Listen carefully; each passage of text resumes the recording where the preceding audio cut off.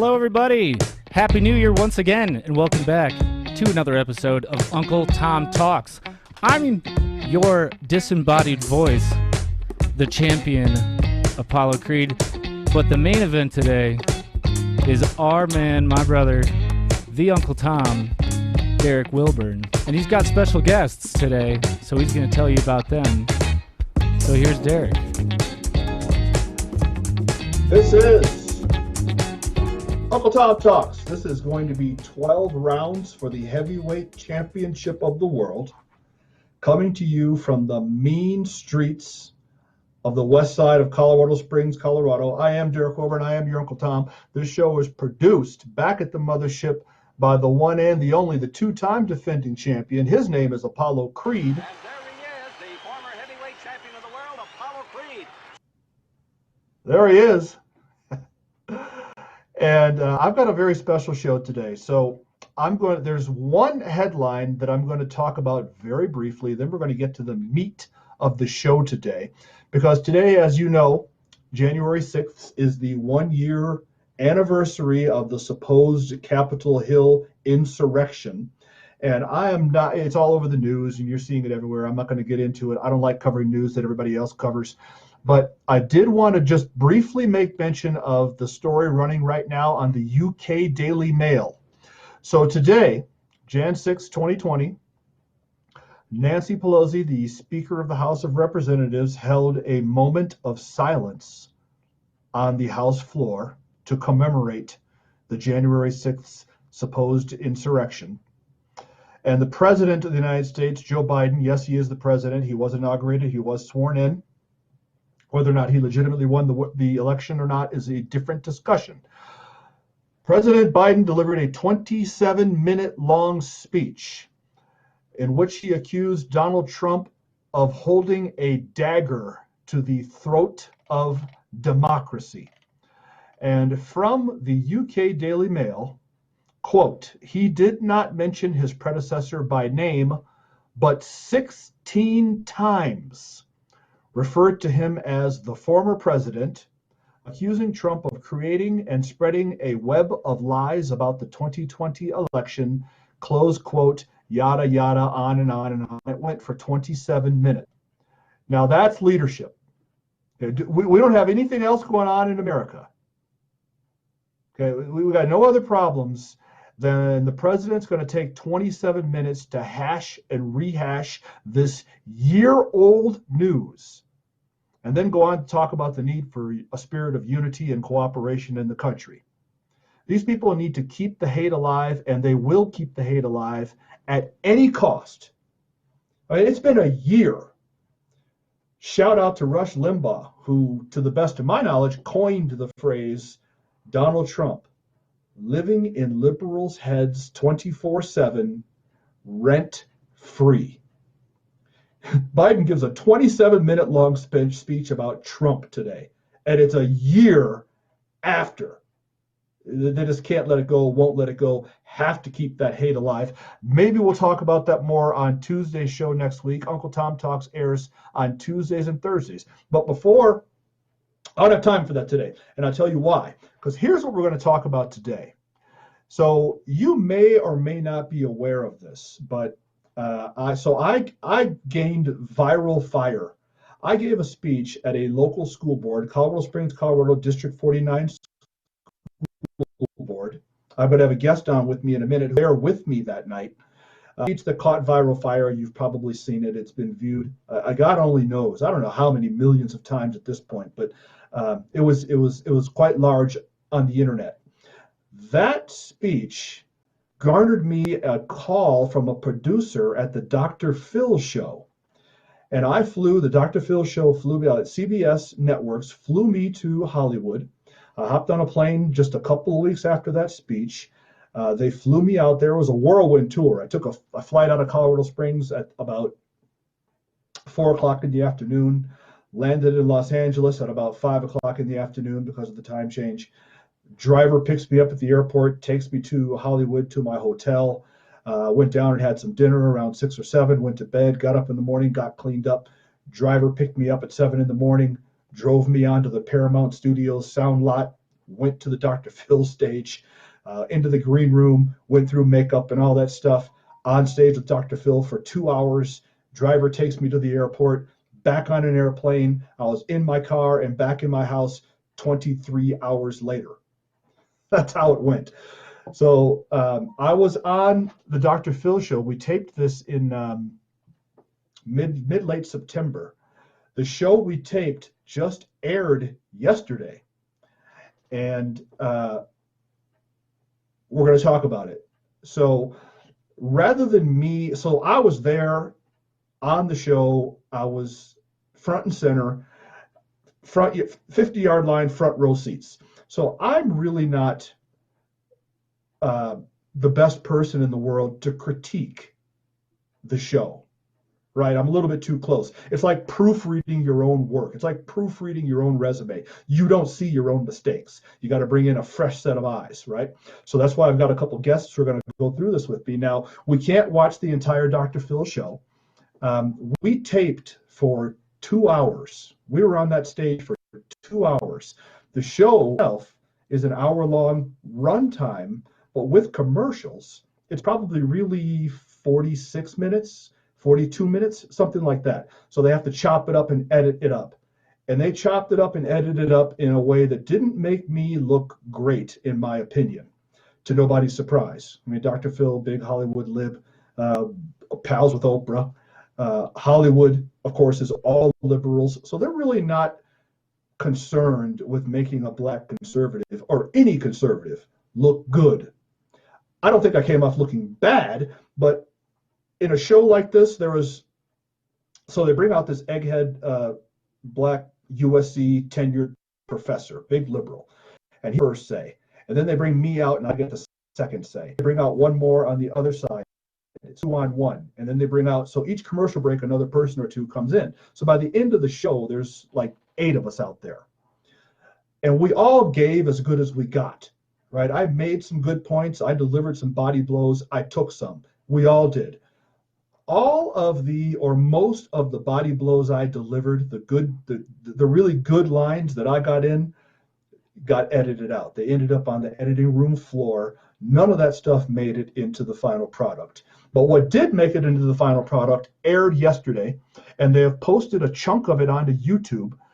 We've got about a 14-minute long YouTube segment from the CBS Dr. Phil Show YouTube page. This isn't me. This is CBS. This is what they put out for public consumption.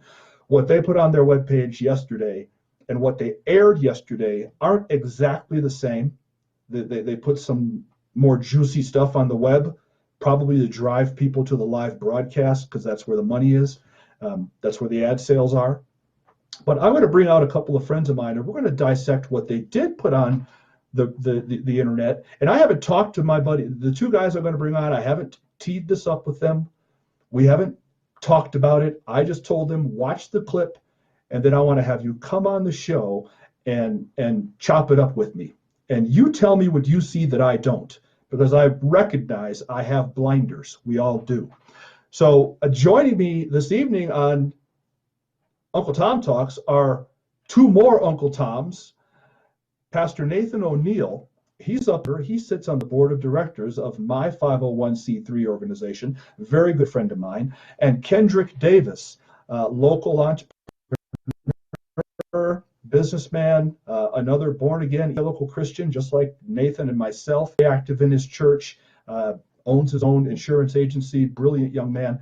I'm going to bring them both on right now. Creed, add those handsome devils to this feed, if you would. So there you go. All right. Now, those aren't a couple of faces that nations have gone to war over faces like those. Okay, that's a couple of good-looking dudes. Not a lot of hair going on. Not at all. So you've got Derek, Uncle Tom left, Kendrick, Uncle Tom center. You've got Nathan, Uncle Tom right, making sure his camera is angled correctly. And here's what we're going to do. So first and foremost, before we dive into the podcast, I want to have Apollo Creed, the 2-time defending heavyweight champion of the world, put up image number, Creed, let's put up image number 5. So to set this up, so if you go to the Uncle Phil website, or Uncle Phil, the Dr. Phil website, there is the posting. That's the screenshot they chose for yesterday's show clip. So they are not concerned with making me look good. Look at that. So they could have captured. I was out there for 2 hours. They could have captured any picture they wanted to and used it and superimposed it for the purposes of this YouTube video clip. Look at the one they went with. I don't know that somebody made a predetermined decision. Let's try to make the conservative guy look like a foaming at the mouth lunatic, because they didn't ask me, but it sure looks that way to me. So that's how we're going to tee this up. So Nathan and Kendrick, here's what we're going to do. Viewing audience, just as a reminder, we haven't talked about this. This is purely organic. I haven't given them any marching orders. We're just going to roll this thing. It's a little over 14 minutes long. It's cut number 1. And Nathan and Kendrick, here's what you do. The heavyweight champion of the world, Apollo Creed, back at the mothership, has his finger on the button. If and when at any point during the runtime of this Dr. Phil clip, you want to speak, just say, Creed, hold it right there. Stop it. I'm giving you 2 permission to run the show. So just say, hold it right there. What he just said, we have to address. He'll pause it, back it up 5 or 10 seconds. Then when we roll it again, we can keep on going. It's 14 minutes long between the 3 of us. I'm guessing this will take us 45 or 50 minutes, but I got nothing but time. Okay? Ground rules are understood. And those of you viewing, the same thing. I tell you what, if you hear something and you want to make a comment about what you saw, use the chat. I can't see the chat from where I'm sitting, but the champion of the world can, and he will buzz in my ear and say, hey, John from John 773 says thus and such, and we will address your comments live as we go. All right, if everybody understands, then Apollo Creed, anything either of you want to say before we roll? No, I love how they made you look like angry black man, angry black conservative man. That was pretty cool. I would have done the same thing. It is kind of funny because you're the least angry person I've ever met. Kendrick, you know what? With friends like you, with friends like you, I got no use for liberals. Okay, in that event, 2-time defending heavyweight champion of the world, knocked cold in the ring by Ivan Drago. Bring up cut number 1. From the political arena to school board meetings, the battle over critical race theory continues to heat up. Putting critical race theory into our classrooms is taking our nation in the wrong direction. My message to the Board of Ed, stop indoctrinating our children. More than 20 states have introduced legislation that would limit teaching critical race theory. Tennessee recently passed laws banning the teaching of certain concepts dealing with racism. A state bill has been labeled as the effort to stop critical race theory from Texas classrooms. Several states like Rhode Island and Missouri are considering bills that would stop schools from teaching more about concepts like sexism and racism. Governor Ron DeSantis is banning the teaching of critical race theory in all Florida schools. Telling my child or any child that they are in a permanent oppressed status in America because they are black is racist. Well, I've invited parents from coast to coast who have polarizing opinions on this controversial system of ideas and its impact on their children to discuss this hot topic on this stage. But before we meet them, I want to welcome an academic that I have an awful lot of confidence in. He's taught critical race theory for over 13 years. You've seen him here before. It's his belief that the concerns about critical race theory have been blown out of all proportion. Please welcome Race and Equity Director at the University of Southern California, Dr. Sean Harper.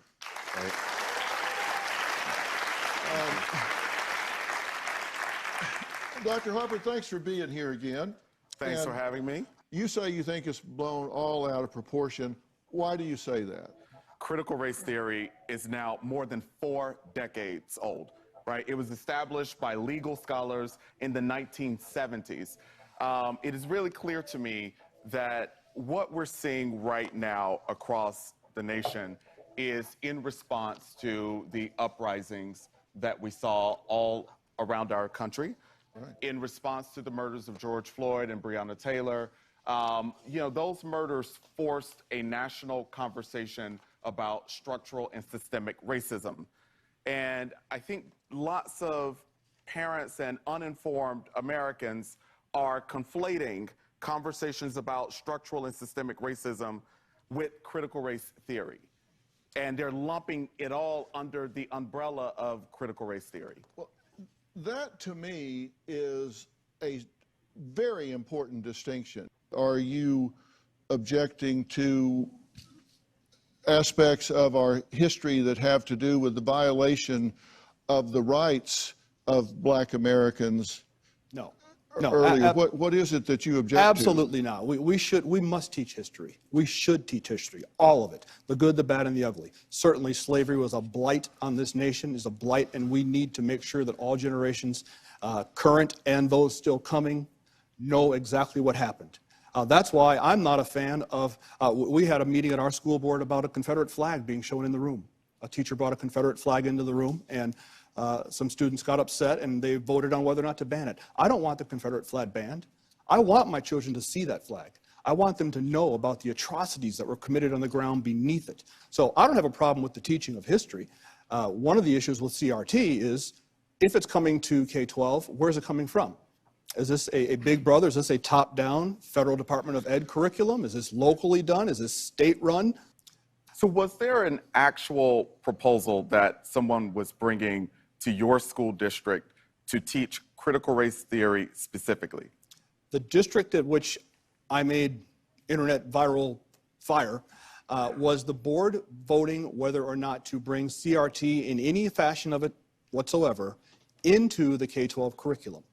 Yeah, see, I'm afraid that what was likely happening. So before we let this egghead go off on his next rant, he said several things that are very, very condescending.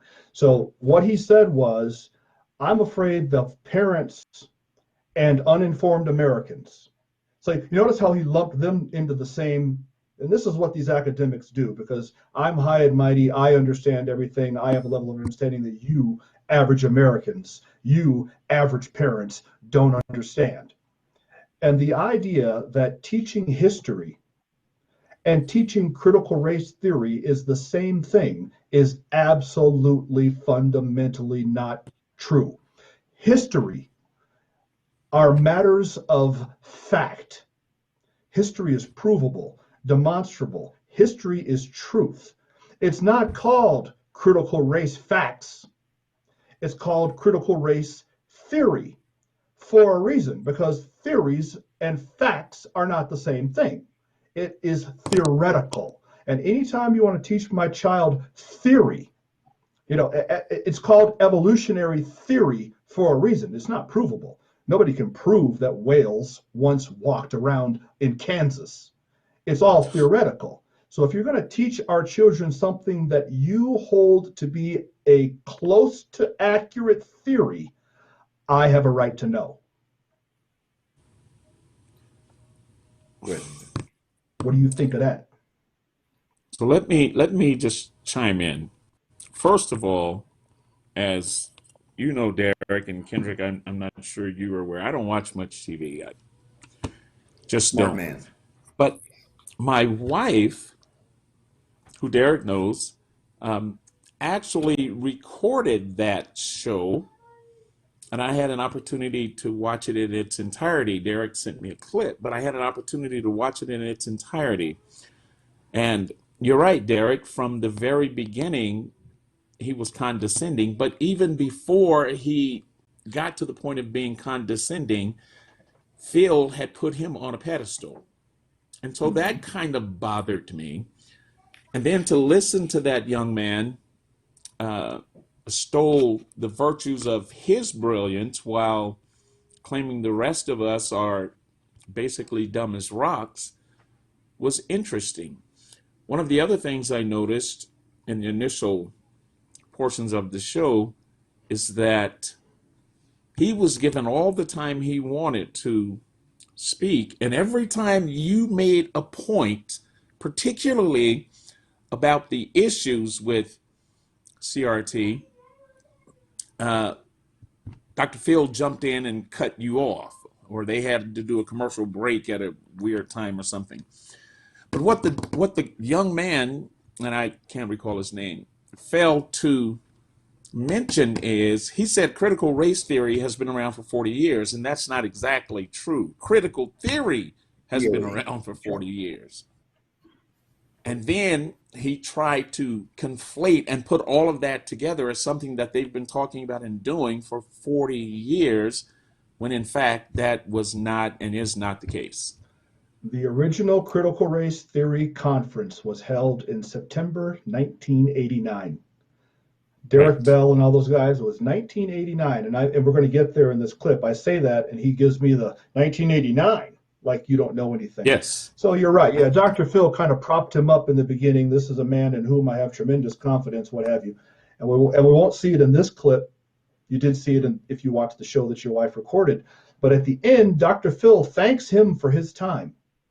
Thank you for And he's the only one he said that to. Not a word to the rest of us. He's at USC, right down the hall. I jumped on an airplane in order to be there. I get no thanks for my time whatsoever. So yeah, we know what time that was. What you got, Kendrick? Right. Yeah, I mean, I guess I would add in when you, like Nathan just pointed out, with the it's been around for 40 years, and I agree.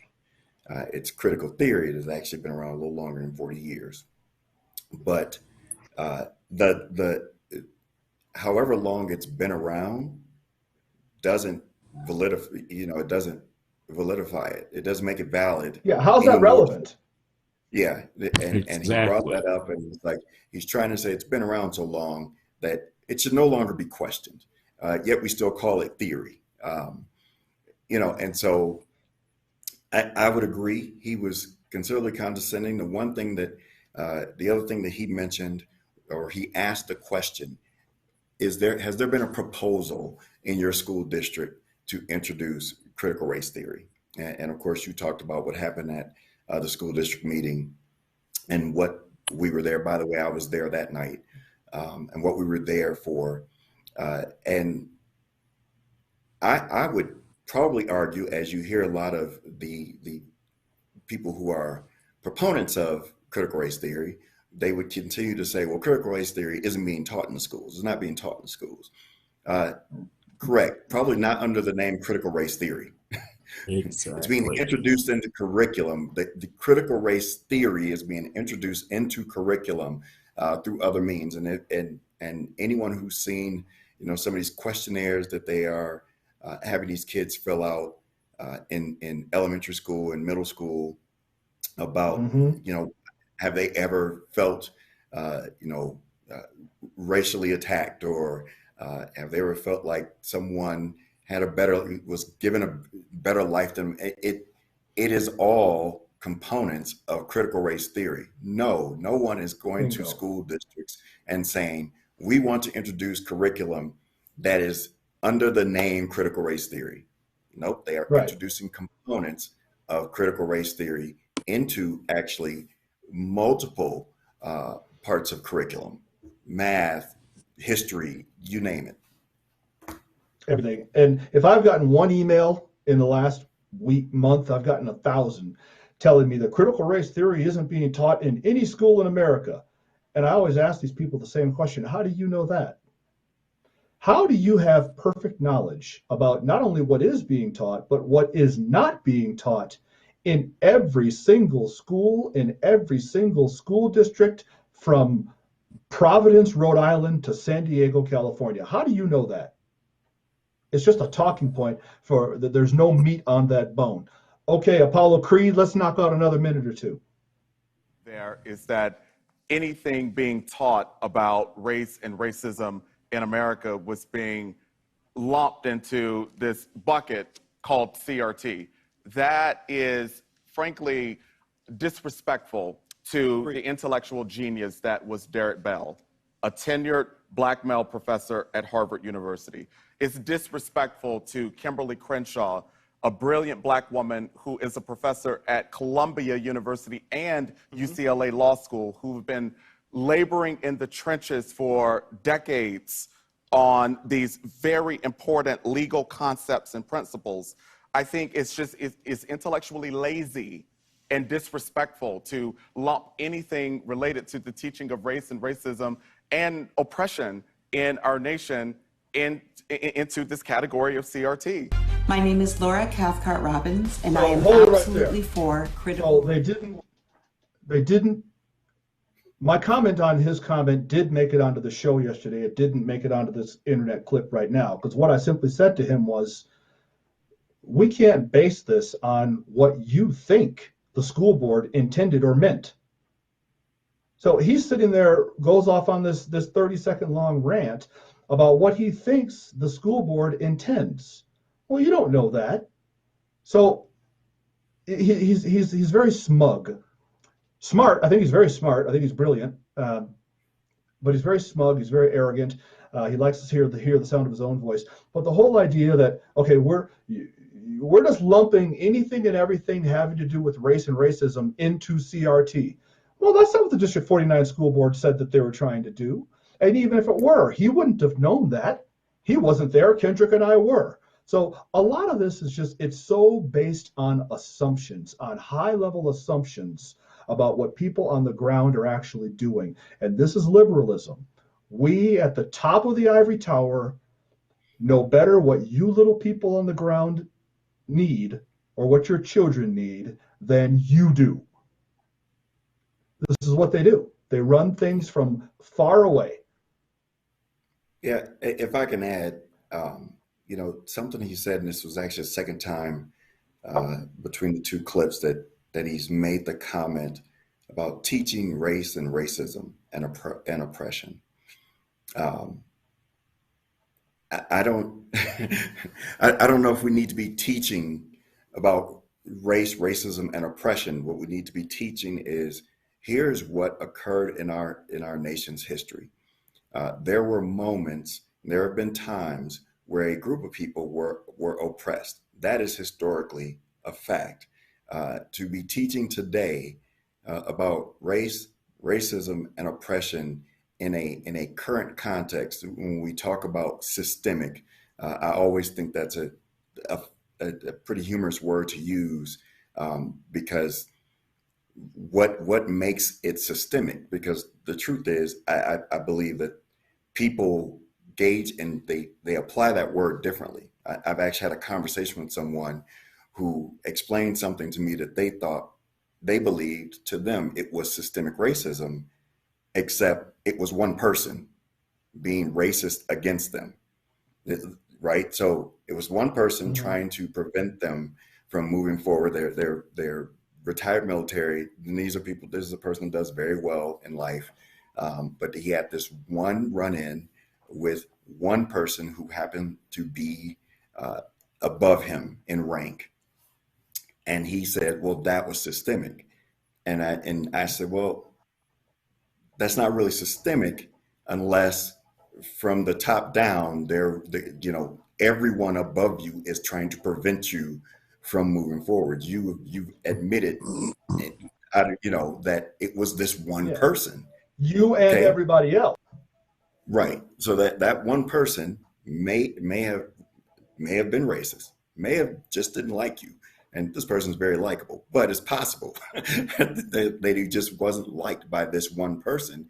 And so when we use the word, and of course, Derek and I, we've had this conversation before, when we talk about systemic racism, and later in the show, I believe he talks about things like Black people, these applications being turned in and people being denied opportunities of employment and things of that nature because of their names. And listen, that is all, one of those studies was done. I'm from Milwaukee, Wisconsin. One of those studies was done right down the road in the Chicagoland area years ago, more than 2 decades ago. So those things have happened, but to call them systemic would mean that every employer around is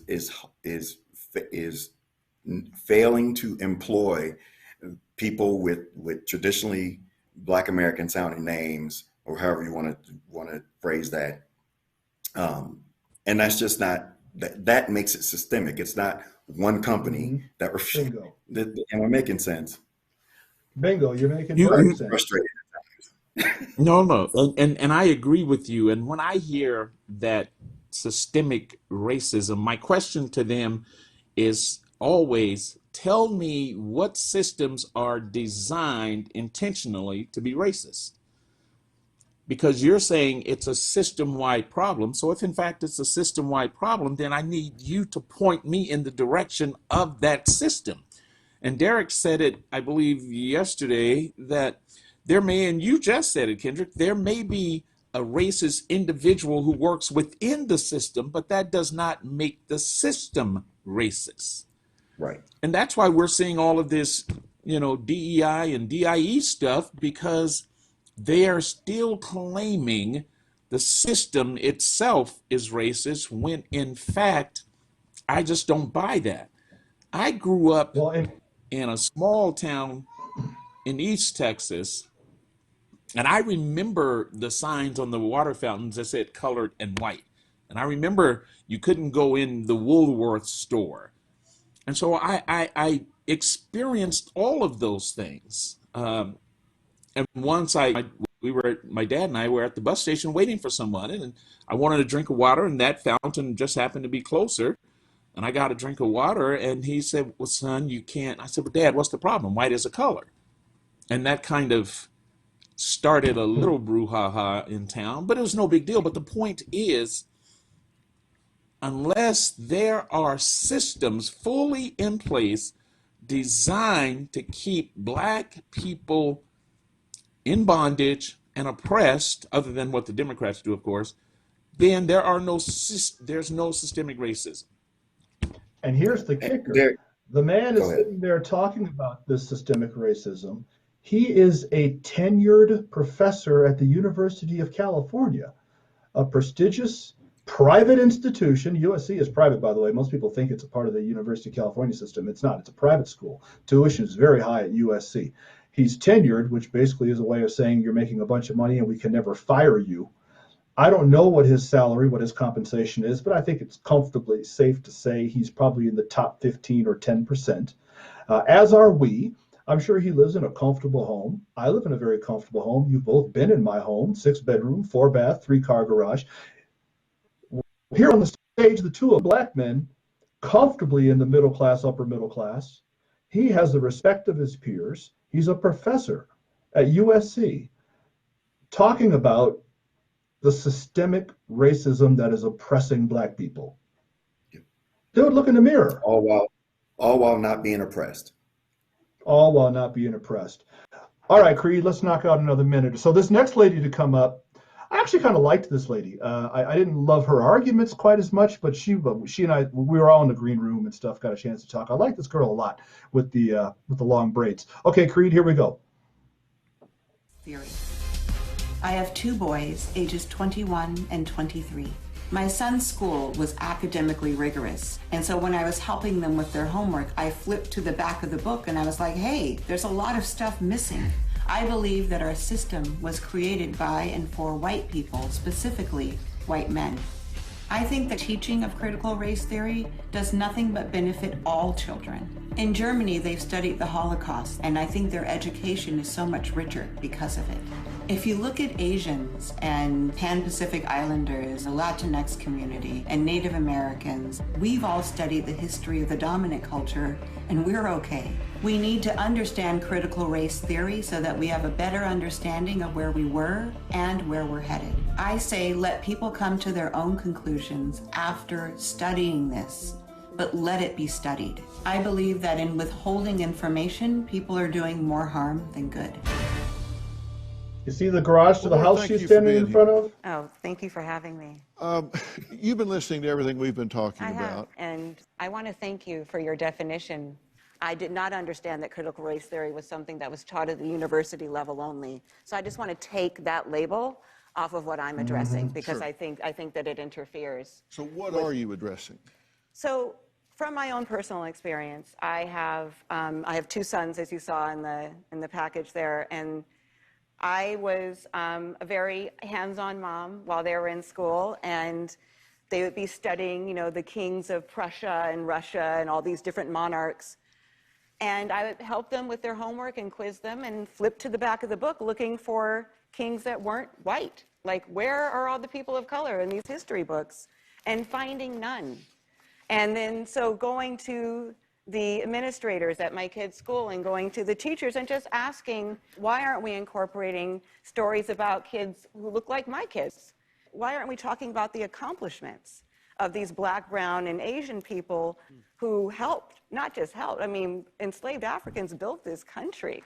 I'm working on a project right now about Dr. Charles Drew, and so it led me in talking with the producer. Hold it right there for a second, Creed. To choose 10 Black people. So I'm in favor. I agreed with her about her son's books, and we're studying the kings of Prussia and Russia, but where are the Black? Okay, I'm fine with that. I think that's a very valid point. But let me ask you both this question. When someone says America was built by enslaved Africans, what's your reaction to that statement? You can go, Dr. Nathan. Oh, you're going to answer it. I know Kendrick's trying to get away. I don't buy that. Research shows that Black men and women were a part of the building process, but they were also paid. Now, the wages were menial, but they were paid.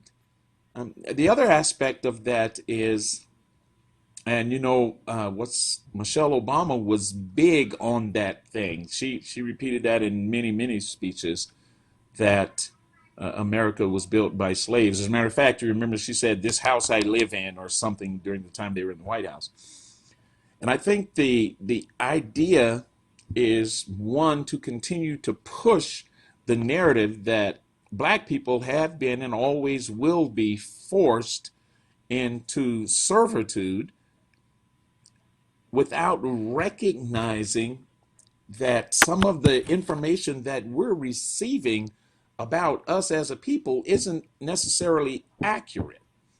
But we don't want to deal with the inaccuracies of those accounts, because then it doesn't play into the narrative that is being pushed to keep us oppressed, to keep us down, or whatever they're trying to do.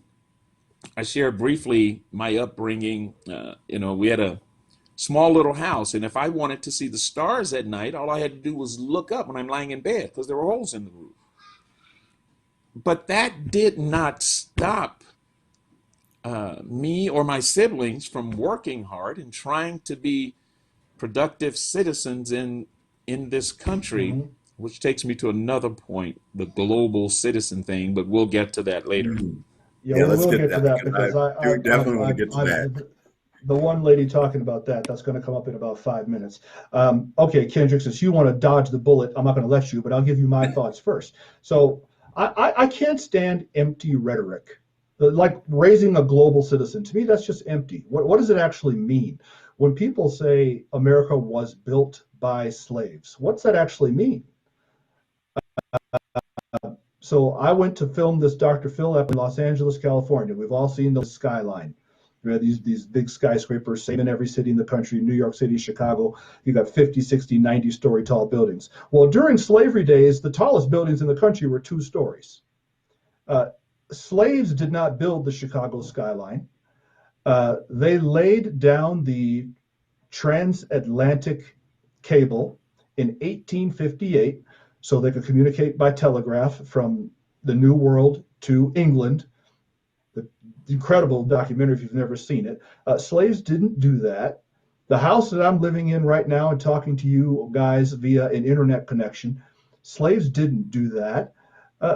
So I just don't understand I don't know what it means. Slaves built America. I drove today on Interstate 25. It was not built by slaves. I just don't know what it means. I think when you hear that phrase, slaves built America, whatever that means, I think that it's in reference to infrastructure, right? So we talk about, because the truth is, in the North, there were no slaves, right? There were no slaves, and so when you look at Boston and other parts of Massachusetts and New York, there were no slaves that built, and I shouldn't say there were none, but it's far less slaves were used to build infrastructure in places like that because those states didn't have slavery. So when you hear people say it was built by slaves, they're talking about infrastructure. And if you want to look at, railroads, there were Asians that were part of building railroads. There were indentured Irish that, right? When you look at actual infrastructure building in the early colonial days, there weren't just Black African slaves helping produce and build those things. It takes an engineer to build a home, right? Or an architect to lay the plans out. There were just more people involved in building up the early infrastructure of the United States. And I'll use a term he used, it's intellectually lazy Bingo. to just say I should have said that. Built America. You know what? We've been talking about it for 3.5 minutes. You just summed it up in 3.5 seconds. It's simply intellectually lazy. It doesn't mean anything. It really, you can't define it. It's just lazy. All right, Apollo Creed, hit it. Contributed to American history. Dr. Charles Drew, who's the father of the blood bank. Shirley Chisholm, the first Black woman elected to Congress. Claudette Colvin, at age 15, refused to sit at the back of the bus. This was before Rosa Parks. Bessie Coleman, world's first licensed Black pilot. Ethel Waters, first Black American to star in her own TV show back in 1939. Gordon Parks, first Black American on the staff of Life magazine. Alvin Ailey, globally renowned dancer and choreographer. Jane Bolin, 1939, first Black female judge in the entire country. Benjamin O. Davis Sr., first Black military general. Dr. Rebecca Lee Crumpler, first Black female doctor in the United States. They're not being taught about in the curriculum. Why is that happening? Yeah, so part of it is that we don't do a good enough job of teaching teachers the truth about America's racial history. And you can't teach what you don't know. So there's that. I have enormous appreciation for history, but I also want us to teach the truth about the contemporary disadvantaging of communities of color. I want to be very thoughtful here. I don't want my people to be only seen as victims, but I do think that we are doing a disservice to our democracy when we fail to help students understand that racism is not just a historical thing. It's not just a thing of the past, but there are far too many systems and structures that continue to cyclically reproduce racially disparate outcomes among people of color on just about every metric in our nation. Pause, Creed, pause. Okay. Yeah, name systems and structures. Yes. So I love where he went here. So let's break down a couple things. He started talking about systems again. I would ask, who controls those systems that he believes are holding people back, and he wants to talk today about those things that are in place. That, listen, I am, as I've already mentioned, I am from the city of Milwaukee, Wisconsin. There's been documentaries made about how poor the public school system is in Milwaukee, Wisconsin, right? And all I can tell you is, in the city that I was born and raised in, every member of city council in the city, every member is a Democrat. the mayor is Democrat. My entire life, they've all been Democrats. And this is not, bash Democrats, but when we want to talk about systemic issues, I go back to who's in control of these systems that we think are holding us back. The school boards. So Milwaukee has one major school district, the Milwaukee Public Schools. So it has one board, right? If I've already told you the makeup of the city council, and we call them aldermen, and I've already told you the makeup of the mayor, it's probably pretty likely that everyone serving on school board is of a similar slant, right? And so he's although intelligently, and I don't deny this guy's intelligence, I think he uses it as a weapon, quite honestly. He's intelligently expressing how he wants to make sure children today understand the current issues that plague the Black communities. But is he willing to actually address those people who have been in power and in charge of making the proper changes? Because Milwaukee Public Schools are still amongst the worst performing schools in the country. The same is true for Baltimore. I told the story one time about the lady who found out in her son's senior year that he had only had like 3 credits. He had only earned like 3 credits. And she, is angry. And how could she have never known this was happening? She works 3 jobs and so on and so forth. And she wants to blame the school. Well, there's a partnership when we talk about schooling. And I love the fact that lady says she was very engaged and involved. But I will ask this question, going back to what she said earlier. What history book was she looking at? Was this a European history book? Because when I was growing up, I took European history. I took world history. I took American history. I loved history. So every additional elective I could take that involved history in high school and in college, I took it. Well, if I'm studying European history, I am probably not going to be learning about the pharaohs of Egypt or the kings that were in Uganda. Mm-hmm. I'm just not. But in my world history, I did learn about kings and queens that looked like me. And the point you started making, and you're correct.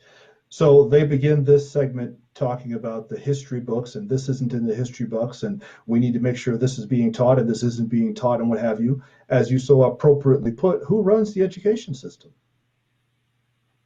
Who runs the system? I mean, and your question was, is he willing to call out the people who run the system? We both know the answer. No, he is not. None of them are. They'll sit back and they'll blame America, and they'll blame the Southerners, and they'll blame the Dixiecrats of the 1800s, and they'll blame the Republicans. They'll blame everybody in the world except the people who are actually culpable. Yeah. It's incredible. All right, Apollo Creed. Oh, never mind. Oh, go ahead. We'll get back to it. Okay. Okay, so if you're talking about in the aggregate that these things happen, I don't disagree with you. The question then becomes, do we fold that into a K-12 curriculum? And that's what we're here to discuss. My name is Sarah Dean, and I am a mom from Seattle, Washington. I have an 8-year-old son. Here's what I know about raising an 8-year-old white son. He was born in America as a white male. It doesn't get better than that in terms of opportunity. I, as a mom, feel a huge sense of responsibility as a white woman to make sure that he's in an education system that teaches him what has happened in our country over the course of hundreds of years. I'm a white woman in a middle-class community. I don't feel only a sense of responsibility to my son. I feel a sense of responsibility to his Black and brown friends. My name is Taylor, and I'm an educator in Texas. There is a real misconception about what critical race theory is and how it's being taught in our schools. I think a lot of educators are being criticized with people thinking that we're teaching white privilege in kindergarten classrooms, and that's just not happening. I support critical race theory being taught to older students in high school. As students get older, a lot of the truths of how our nation was founded come to light in history classes. Then teachers can have developmentally appropriate conversations with these students. I think a lot of people think if we don't talk about racism. Okay, Creed, if you don't mind backing up to the second white woman, because the first white woman, this lib from Seattle. First of all, so she singles out her own son as being the most privileged population on the planet, being a white male in America. First of all, what's wrong with being privileged? I want my children privileged. Why is that? Why would anybody demonize their own child because they were born into a privileged situation? Good for him. I don't have a problem with your privilege. I want my children to have privilege. But then the second thing she says is that I don't feel a responsibility only to my son, but to his black and brown friends. So she has a responsibility to her son's black and brown friends, but not to his white friends. And Donald said it better than as well as it could be said. I think he said this in the 1970s. He said, "Don't treat us as special. Treat us as equal." What white this woman think is that she has a special responsibility to his black and brown friends because we're different. Because our ancestors were enslaved 160 years ago, she has to treat us differently. Treat us as equals, not as specials. I completely agree. Certainly, I found that remark that she made in terms of her responsibility to be rather off-putting, because again, it goes to the fact that she is saying, I, as a white person, have to take care of them. I'm responsible for them. Now, she tried to spin it in a different vein, but that's exactly what I got out of that statement. And I was kind of put off by that, because that's the very thing, supposedly, that they're trying to get away from with CRT. And yet everyone, at least on that side of the aisle during that conversation, agreed with what she was saying. You just can't have it both ways. Yeah, they don't see it. They don't see it. The black people need our help. Black people need me. Yeah, and that's so true. Where did you want me to put it? At the beginning of the second blonde woman, because I kind of talked over her, trying to get your attention. And this woman is a teacher. I couldn't hear you. It was my fault. I don't know why I couldn't hear you. What? I'm an educator in Texas. There is a real misconception about what critical race theory is and how it's being taught in our schools. I think a lot of educators are being criticized with people thinking that we're teaching white privilege in kindergarten classrooms, and that's just not happening. I support critical race theory being taught to older students in high school. As students get older, a lot of the truths of how our nation was founded come to light in history classes. Then teachers can have developmentally appropriate conversations with these students. I think a lot of people think if we don't talk about racism, that it'll just go away. Let's be honest, racism is deeply rooted in our nation's history, and it needs to be discussed. Yeah, keep the past alive. You believe our kids need to know the whole story. I do agree. We're raising global citizens here, okay? That's what we do as teachers and as educators. We prepare students for a diverse world. Is there a difference in your mind between teaching them history and putting a social vector with that history? And by that I mean, some parents object to the fact of saying, okay, here's what happened, and then this is what that means for you now socially in terms of where your compass should point, what your conscience should tell you to do, how you should act, interact, and behave with your classmates and students, particularly if they're of a different color. Teachers should teach the curriculum that's provided by their state, regardless of their personal beliefs, so that students can make their own decisions about those factors that you mentioned at the end of your question. What are your thoughts on this? So I really appreciate what Taylor said about raising global citizens. And so if Hold I'm it right looking at there. this through the lens of how do I raise... All right. Pastor Nathan O'Neill, I have a question for you. How is raising a child to be a global citizen different than simply raising a child? Yeah, that's an excellent question, and in my mind, there is no difference. Okay, If Kendrick, you he raise a doesn't know. child, Kendrick, you answer.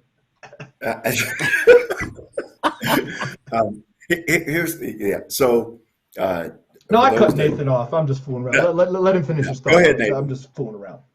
no. I'm just saying the verbiage is a global citizen. The problem in my mind is you are then, for that particular child, in this woman's case, perhaps you are unknowingly teaching him or her that anyone that God has painted a darker hue, they have to take care of and provide for because they can't do it themselves.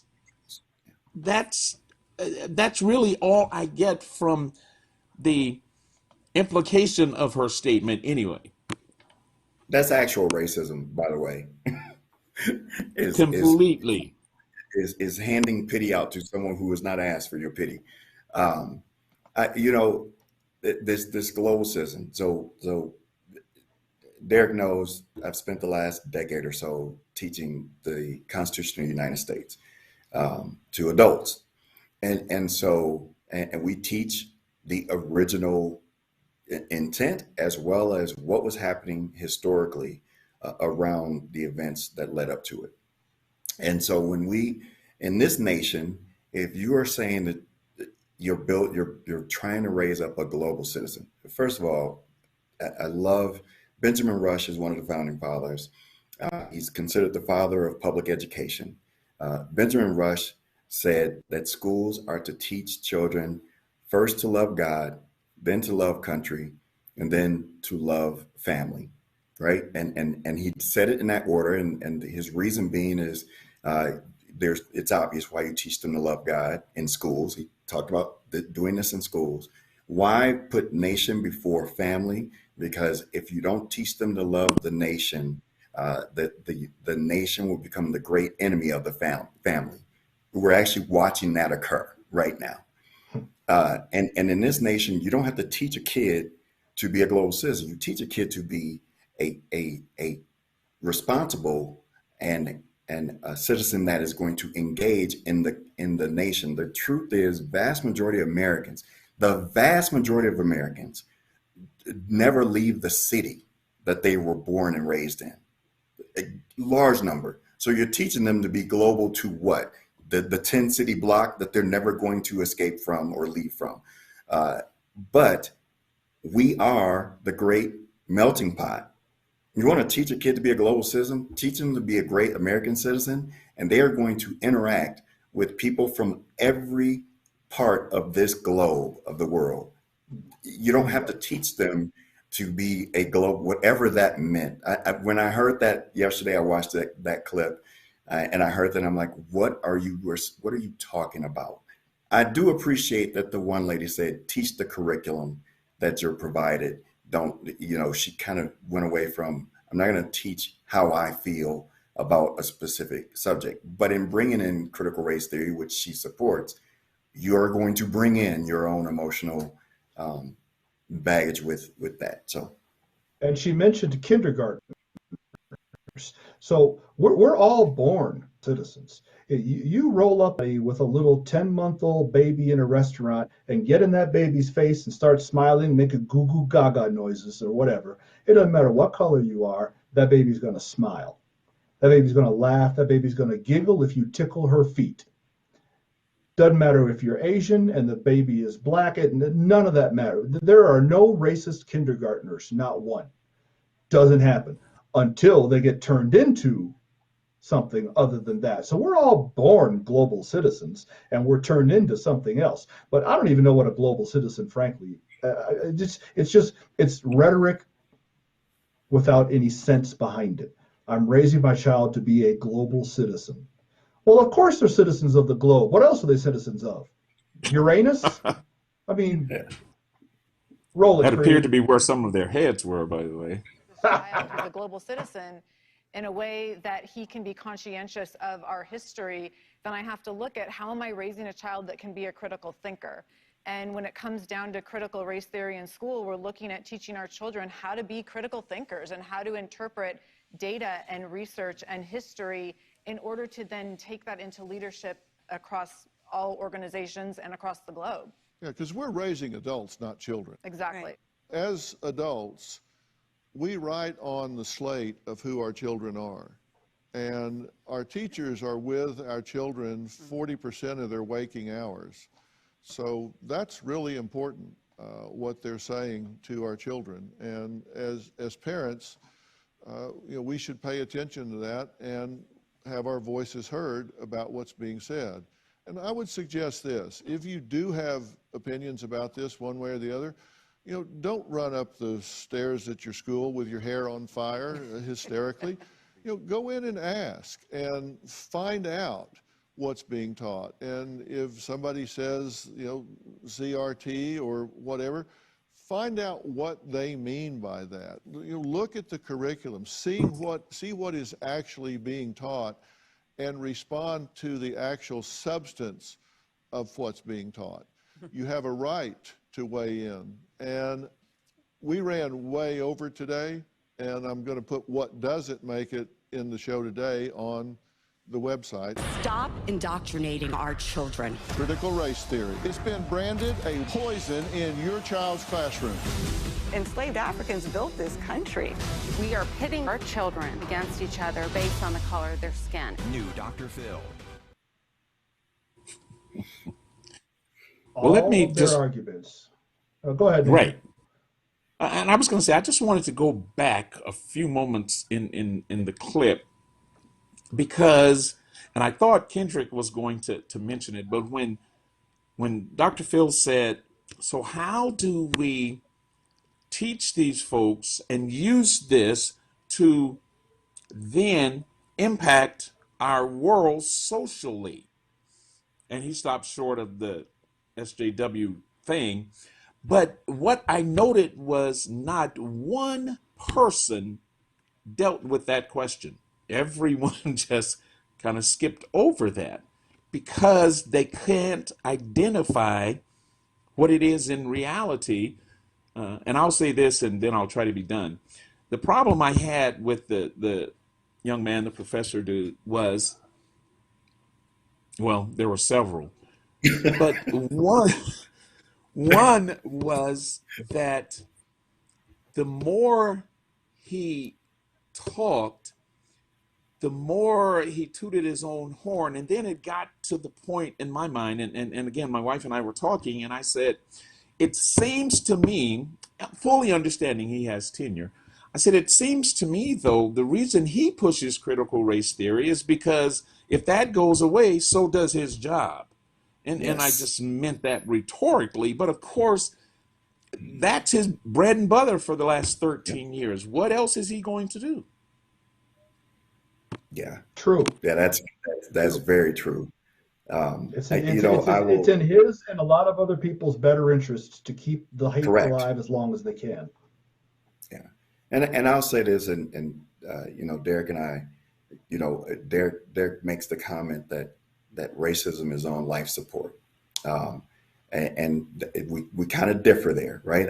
I tell people all the time to assume that racism doesn't exist would be, and I use this word very kindly, right? To assume that racism doesn't exist would be ignorant. To assume that racism exists in everything would also be ignorant. Racism, as I've said many times, is a spirit. If you're in Africa, Black people are fighting and killing Black people. It's called tribalism. If you're in China, right? There's this group of people called the Hmong. They're kind of the oppressed group in China, but they look like all other Chinese, right? It is a spirit that exists, and we are until God calls us all Until the great rapture and revelation takes place, racism, the spirit of racism will always exist on this planet. We're never going to eliminate, and I believe that's what, there's this attempt always by humans to try and create utopia without understanding there's no such thing as long as humans are part of it. We cannot create a perfect society. And I'll end by saying this. My first best friend in kindergarten was a white kid. I would spend nights, I would go over to this kid's house. He didn't live in my neighborhood. I would go to his house. I would spend nights at his house.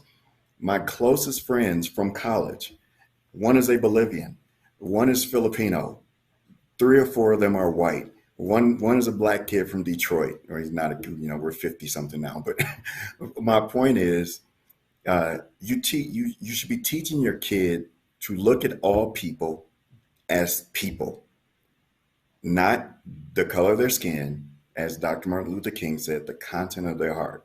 My mom raised me up telling me that all people are just people.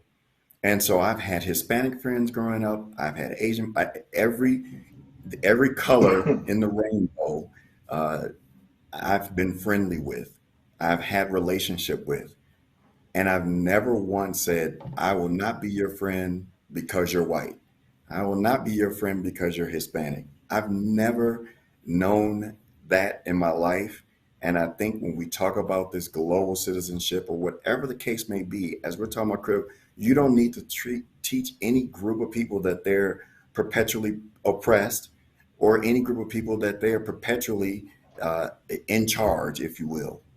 That is the wrong thing, and that is what critical race theory does. I don't care how they try to spin it. It is teaching one group you are bad, and one group you are oppressed, and the bad people need to make up for oppressing you. And it doesn't offer any prescriptions. It doesn't offer any solutions. It doesn't offer any ways of healing. So it's bad enough to just tell one group you're the oppressors, one group you're the oppressed, but then it ends.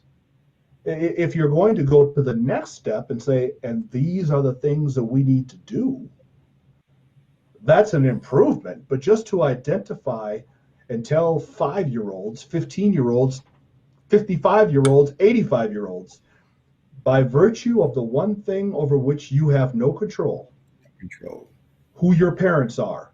The one thing none of us can control is who our parents are. By virtue of the one thing over which you have no control, you are a part of a fundamentally racist, oppressive regime. You can't not be a part of it. You don't have a choice because of your parents. I reject it outright. You and I are in complete agreement that to say that racism is gone, is non-existent, is ignorant. It's totally ignorant. There are racists in America, just like there's racists in any country. But to say that it's so baked into our system, now it once was. We all know that. We all know that if you were black in 1942 and went to the bank to apply for a home loan, your chances of getting shown the door empty-handed were pretty high. But they insist on living as if we still are in 1942 when we're not.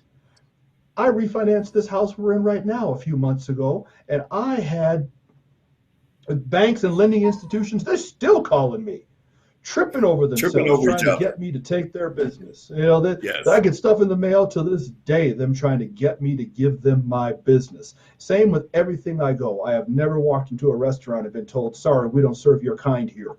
None of that stuff's ever happened to me.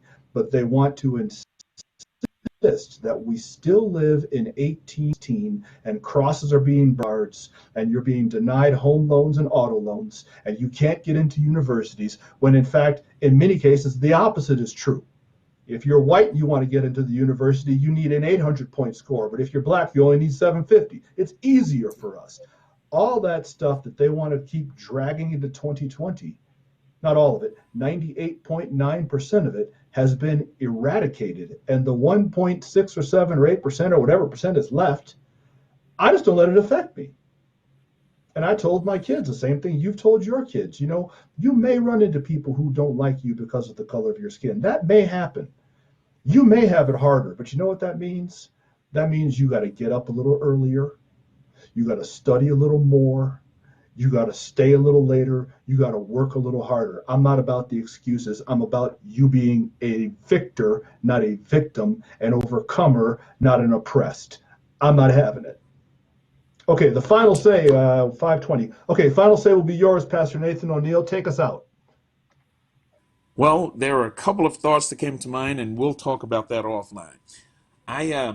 All in all, I thought and I could see it in your face when I watched the episode.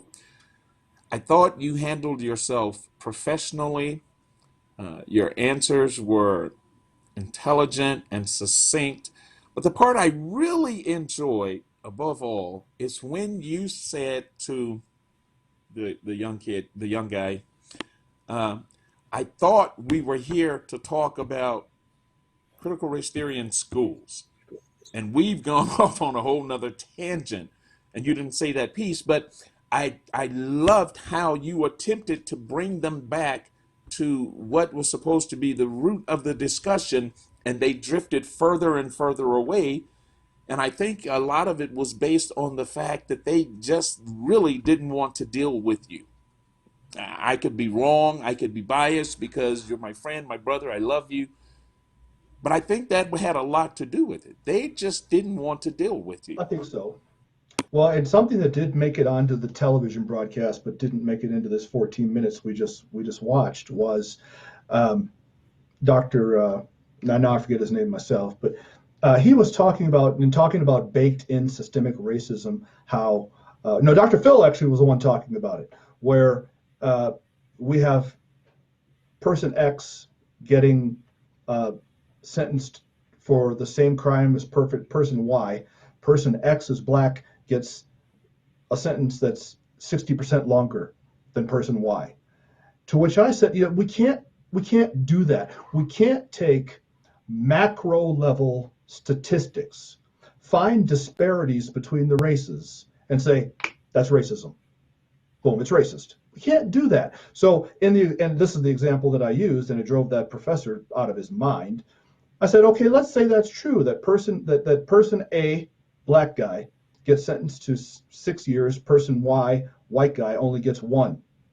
How do we not know that for whatever this offense is, possession of crack cocaine, whatever it is, that the black guy, this is his 4th offense. Right. The white guy, this is only his 1st. Unless we know that second level of statistical information, just saying, boom, it's racist, is simply unfair. And it's feeding this narrative that it's baked into our system. I don't deny that maybe there are some things that are baked into the system, and so we got to find them and get rid of them. But you can't look at surface level statistics and simply make that generic application that it's all just racism. Yeah, he didn't like that, Derek, at all. No, he wasn't a fan of that, and a very, very self-righteous individual. I don't think he and I are going to be having barbecues anytime soon. I am going to rename this show. Instead of Uncle Tom Talks, this is now Uncle's Tom. Okay, we're Uncle's Tom. Kendrick Davis, Nathan O'Neill, you're both very good friends. I love you both. We watch sports together. We pray together. We do community activism work together. We are working together right now on an initiative to start making a difference in local schools, because black and brown kids in Denver and in Colorado Springs, just like in every city in the country, are bringing up the rear. And part of the reason they're bringing up the rear is because we have school administrators and school boards that are more concerned with social justice items than they are with reading, writing, and arithmetic. So we're doing all behind the scenes and on the streets, and I appreciate you both joining me on Uncle Tom Talks. I hope you had fun, and you will come back again. Back at the mothership, the 2-time heavyweight champion of the world is Apollo Creed. Creed, do you have any announcements before we get out tonight? Well, sure we do. We are about to go live immediately after this with Conservative Daily. We've got we're going to unveil them a little in a few days, probably beginning of next week. We're going to be doing some updating to this show to raise up the platform for Uncle Tom Talks. But we do also have a special edition show coming up at 7 p.m. tonight with Dr. Shiva, where they're going to go over a lot of election fraud data. Joe's going to be on there, and Dr. Clements, Dr. David Clements as well, or Professor David Clements, forgive me. And also, please check out the links in the description to get the link to subscribe to Derek. Text the word freedom to 89517 so that you can get our text alerts, and you will know right when Derek is going to go live, so you don't miss any of his magic. Kendrick and Nathan, thank you, both of you. It's been a pleasure to get to sit in on this conversation. Anything else, Derek? 89517. 89517. Yeah, it's about time this show gets some upgrades. I noticed all the white guys shows got upgrades already. I mean, hey, you know how the system is. You know how the system is, all right? See, it's baked in. It's baked in. It's baked in. It's been like this since 1952. Derek Wilson, this has been Uncle Tom. This has been Uncle's Tom Talks. You will see those two shining young men on this show again in the future. I absolutely guarantee it. Well, that's it. Kendrick, Nathan, thank you. Derek, as always, a pleasure. This has been Uncle Tom Talks. Thank you. Thank you. Thank you.